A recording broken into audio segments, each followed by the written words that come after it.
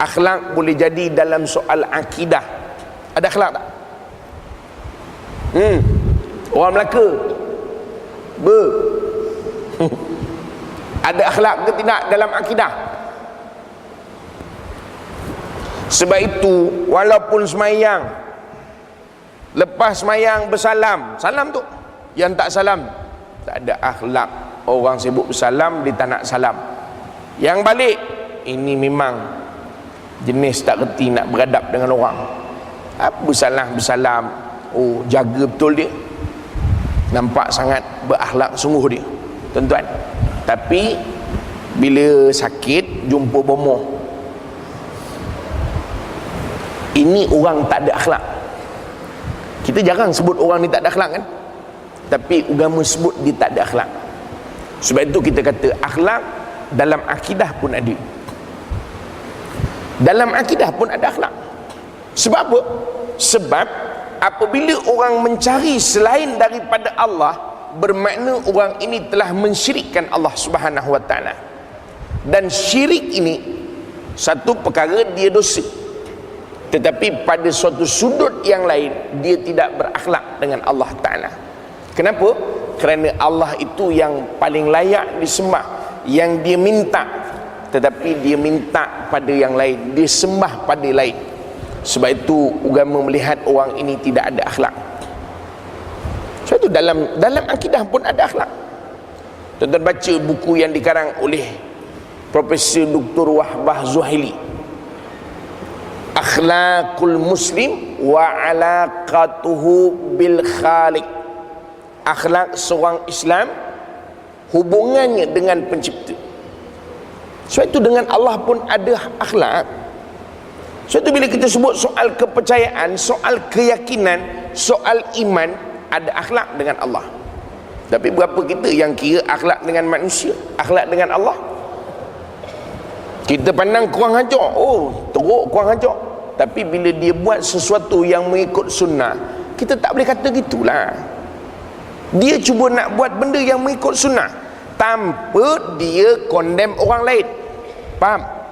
Contoh ada orang lepas semayang, ialah kita zikir dengan zikir munajat. Dia tak zikir munajat, dia tak berzikir macam kita berzikir. Dia duduk, dia pun berzikir, dia baca subhanallah, alhamdulillah, Allahu akbar, ya, dia baca apa yang diajar oleh Rasulullah SAW. Kemudian dia pun bangun, dia solat sunat ba'diyah. Orang ini kita condemn dia ke? Kita condemn tak? Ini Wahabi ni Ustaz, bawa tenanglah. Kita masalah Wahabi ni bagi Ustaz-Ustaz je lah bincang. Kita peringkat kita ni, saya ingat tak payahlah tuan-tuan. Kita pun mabuk apa ke benda Wahabi itu. Kadang-kadang Imam Nawawi pun Wahabi. Imam Nawawi, pasal apa? Pandangan itu pelik, pandangan yang kita tak pernah dengar. Ni Wahabi ni Ustaz, dia asal dia tak pernah dengar je Wahabi. Ini masalah kita ni. Sebab saya pesankan tuan-tuan, kita ni peringkat orang selat ni, saya pesankan tuan-tuan bawa tenang je lah. Bagi peringkat imam-imam kita, ustaz-ustaz kita, dia bincang tak apa.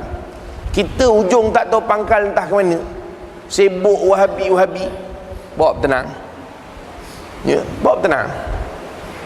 Kita tak payahlah, tak payah tuan-tuan, buat je sudah, tak payah huru-hara. Sebab itu kita tak boleh condemn dia. Dia cuba buat mengikut sunnah.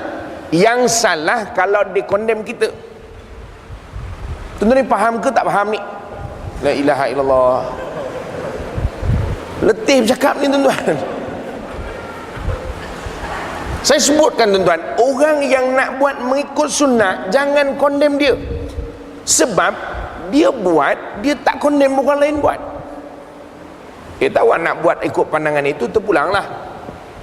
Awak nak mengikut pandangan yang mengatakan lain daripada yang Nabi buat, asal saja ada dalam syariat, tidak bertentangan, dia itu dikira yang baik, maka buat, silakan.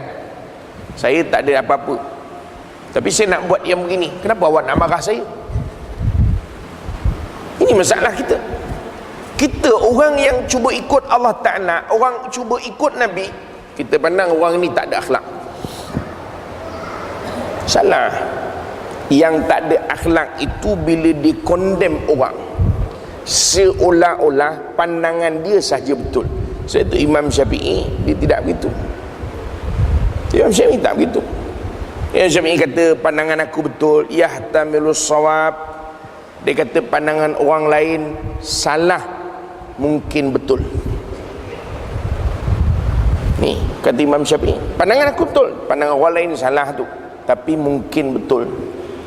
Pandangan orang lain betul, pandangan aku salah, tapi mungkin betul. Itu konsep dia. Tapi kita tak. Tu habis Ustaz, sesat. Neraka Ustaz. Macam dia ada link tuan-tuan dengan malaikat jaga neraka tu, dah tahu nama dah. Faham orang Melaka? Bawa tenang. Tak, kita cerita soal akhlak tuan-tuan, dia bukan dalam soal kita yang kita biasa faham itu semata-mata, tak. Bahkan dalam soal akidah ada akhlak. Dalam soal akidah ada akhlak. Sebab itu orang yang tidak menyembah sepenuhnya kepada Allah Ta'ala, tidak tunduk sepenuhnya, orang ini tak ada akhlak. Itu juga dikira akhlak. Sebab itu akhlak dalam akidah. Kata Dr. Syub Qardawi,